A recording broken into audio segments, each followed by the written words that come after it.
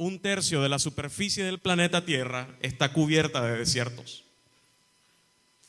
Imagínense, así de grande es esta condición, esta situación en la que hay, donde cuesta vivir, es algo complicado vivir. Y esto muchas veces nos recuerda cuando nos hemos sentido solos, trabajando fuerte para lograr un resultado y no lo alcanzamos. Nos encontramos fríos, nos encontramos de que la persona que quisiera que nos abrazáramos no nos está abrazando. El día se vuelve todavía más doloroso porque hay que despertarse que Dios quería que ellos hicieran.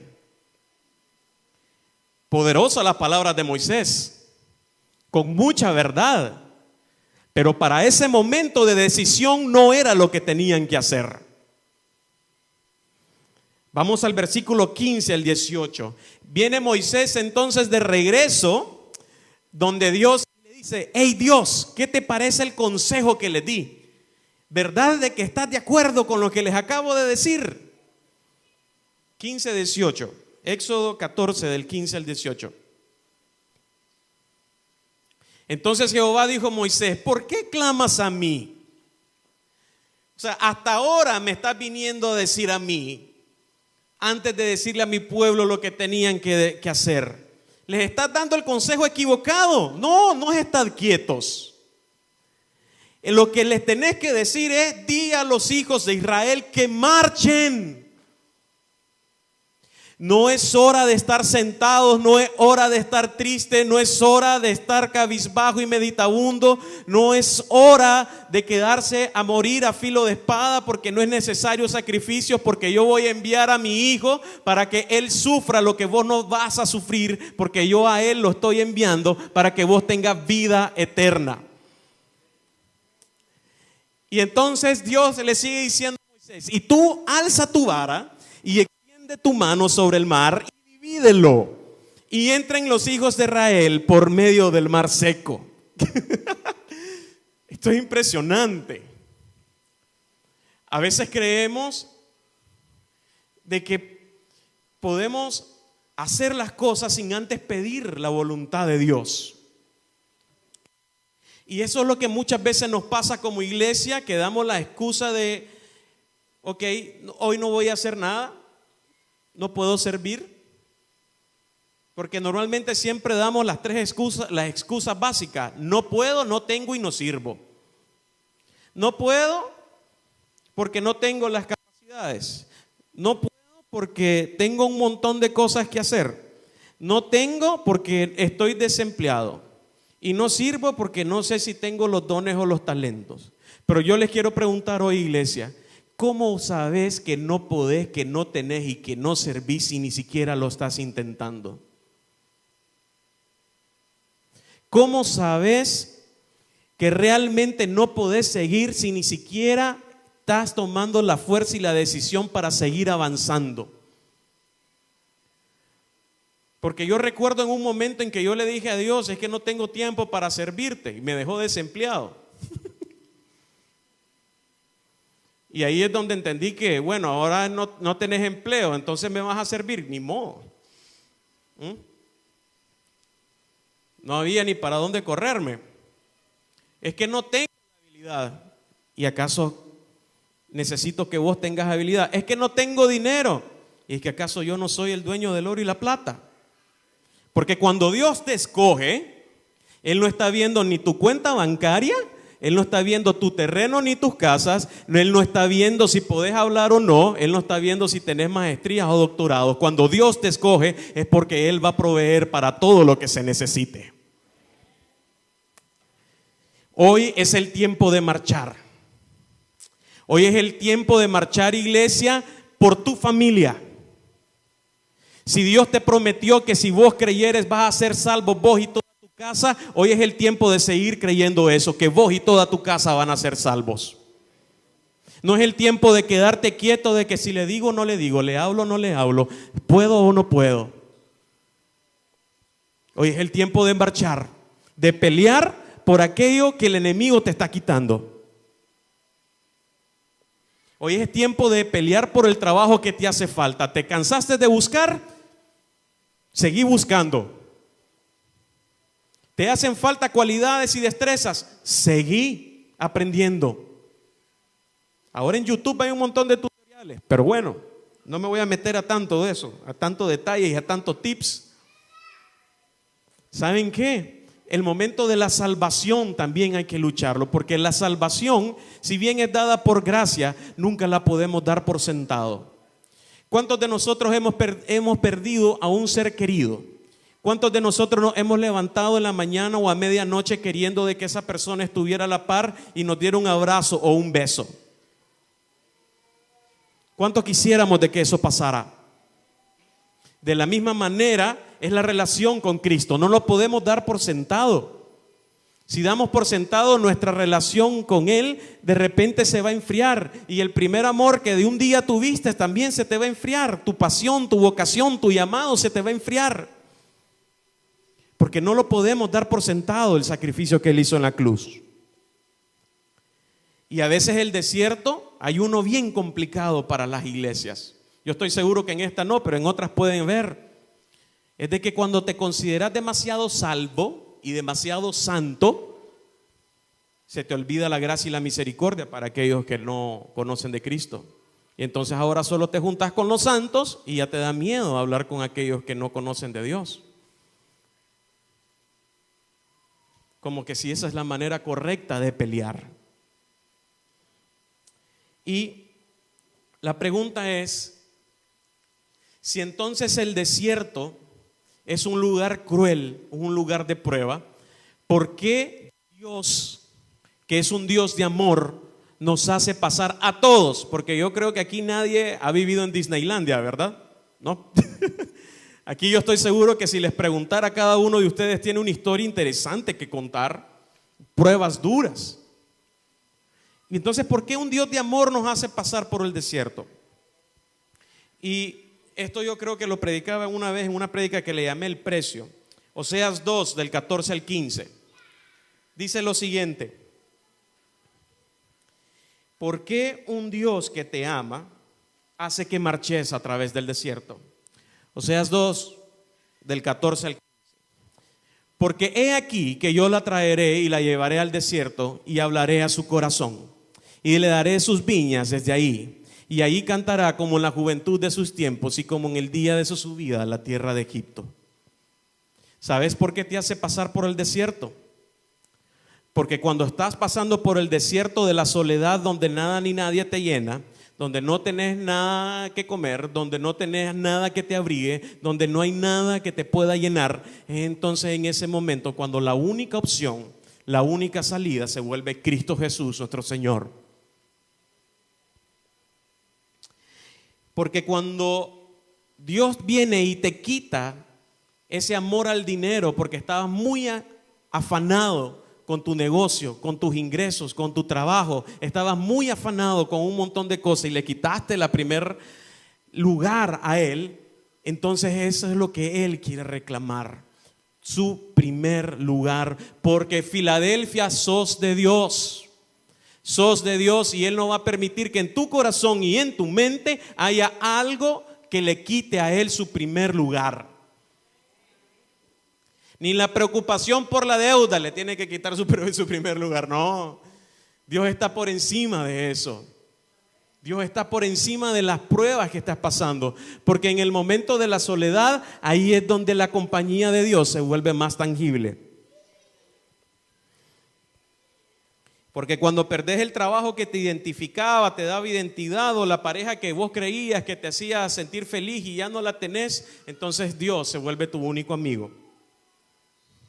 Porque en el momento del desierto es cuando vos podés comprobar realmente la palabra y la promesa de Pablo, que dice que Dios le dijo: bástate de mi gracia.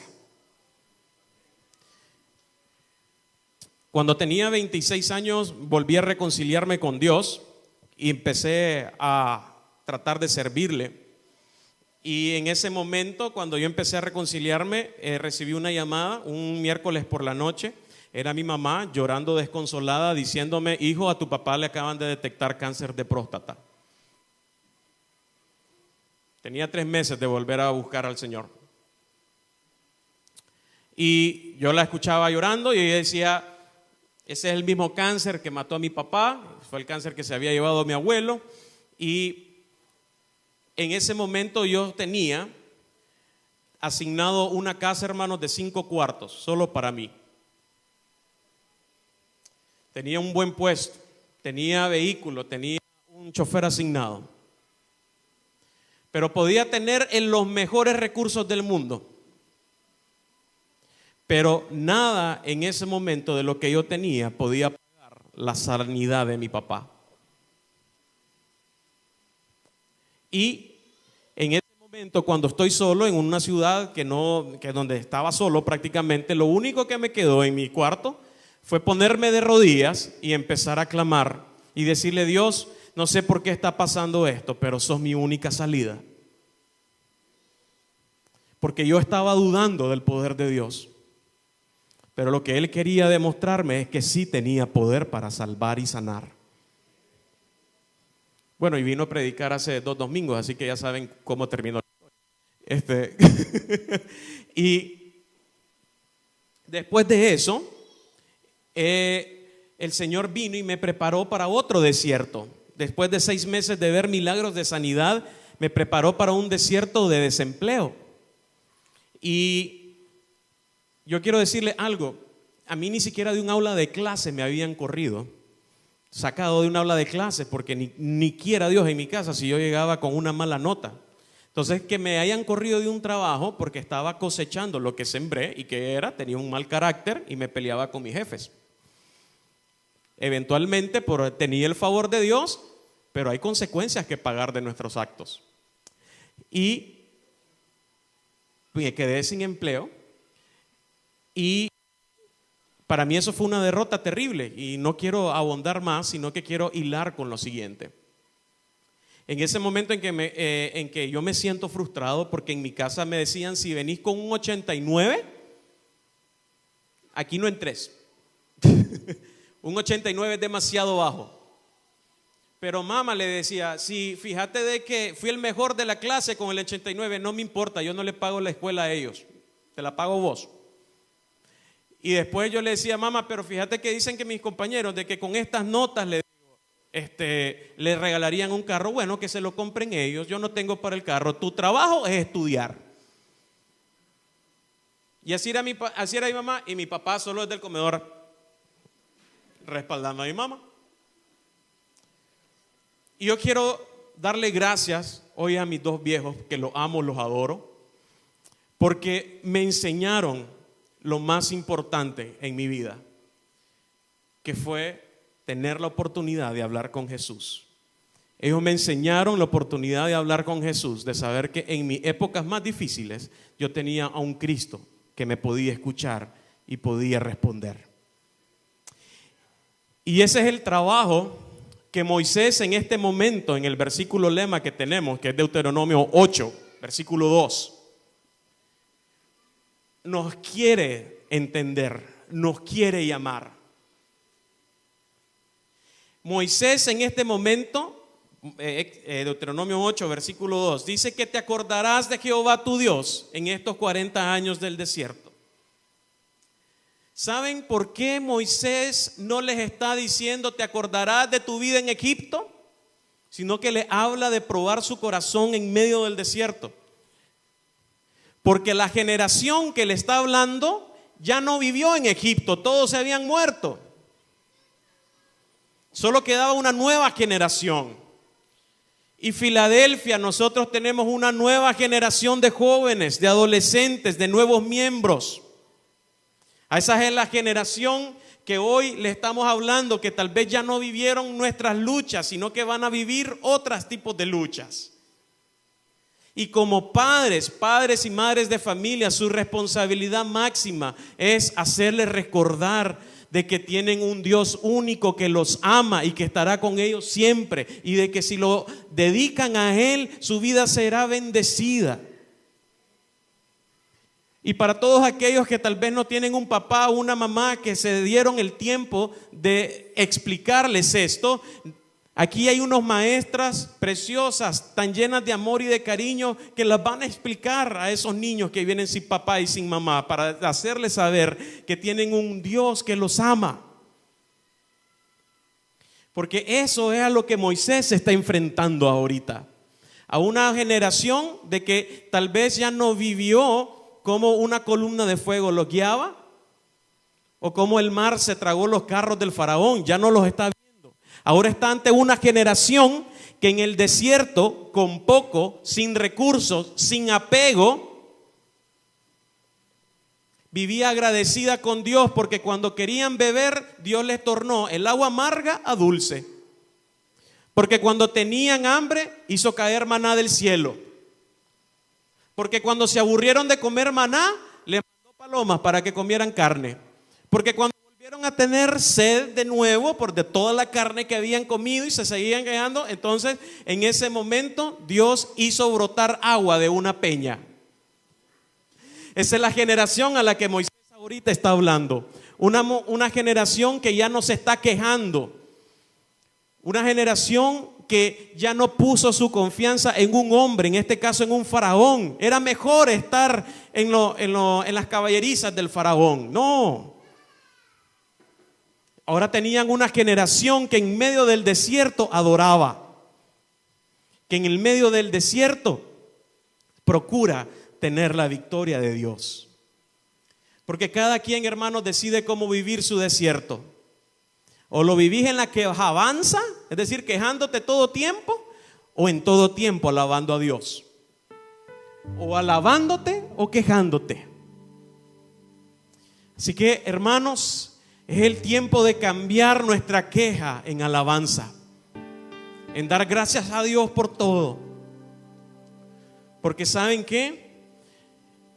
Hay un riesgo todavía más alto, y por lo cual Moisés se empecina en recordarles la visión. En esa visión que hay en el Shema.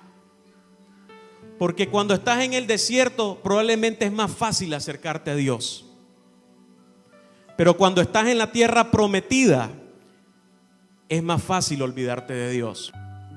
Porque lo tenés todo y no te hace falta nada. Enseñémosles a nuestros hijos, a nuestros alumnos, de que Dios es para todo tiempo, no solo para cuando el tiempo de la dificultad o de la prueba. Ese es el reto que tenemos. El mismo reto que Moisés tenía al pasarle la batuta a Josué. Esto es lo que hay que hacer. Que queremos probar tu corazón, tanto en el desierto como en la tierra prometida. Y todos los que estamos acá tenemos esa misma promesa. Vamos a pisar la tierra prometida.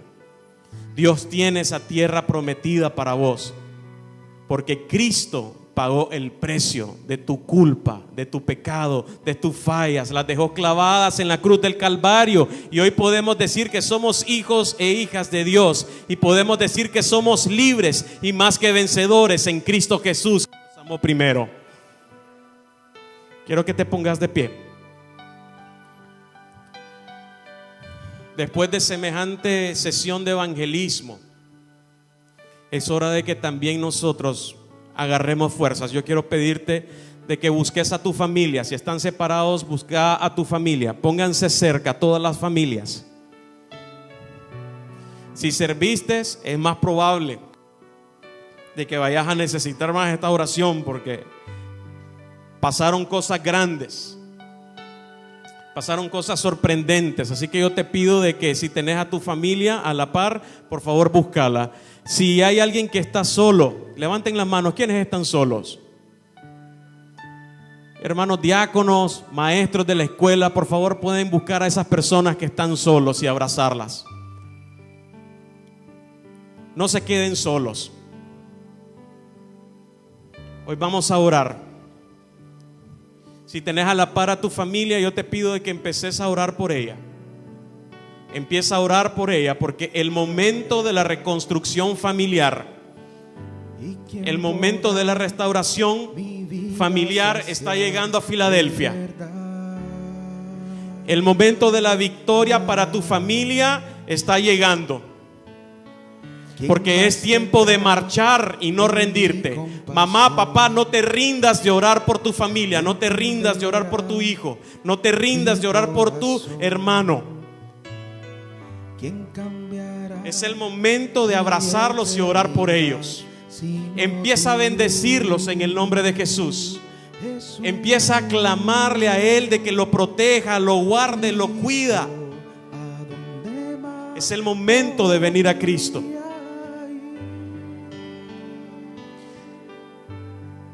Hay alguien aquí que en esta mañana quiere aceptar a Cristo como su Señor y Salvador. Si hay alguien aquí que quiere aceptar a Jesús, puede levantar su mano. O alguien que quiera reconciliarse con Él.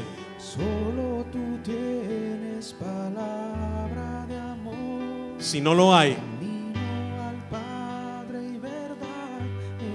¿no hay nadie? En ese caso, yo quiero pedirles a cada uno de nosotros que repitan conmigo en estos momentos: Señor Jesús, te doy gracias por mi vida y la de mi familia. Hoy te pido perdón por mis pecados. Hoy te acepto como mi Señor y mi Salvador. Te entrego todo lo que soy, porque yo y mi casa te serviremos. Yo y mi casa somos salvos. Yo y mi casa somos sanos en el poderoso nombre de Cristo Jesús. Yo y mi casa te serviremos, porque tú proveerás. Yo y mi casa te decimos: heme aquí, envíame a mí, que yo quiero la tierra prometida, y entraré a la tierra prometida a través de Cristo, mi Señor y mi Salvador. Amén y amén. Que el Señor los bendiga en esta mañana.